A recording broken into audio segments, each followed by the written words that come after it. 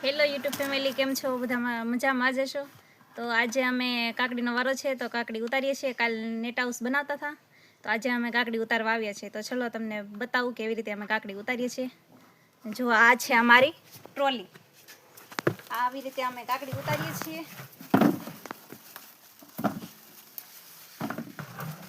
આવી રીતે અમે જો મિત્રો આવી રીતે અમે કાકડી ઉતારીએ છીએ. હવે ચલાવશું આપણે ટ્રોલી.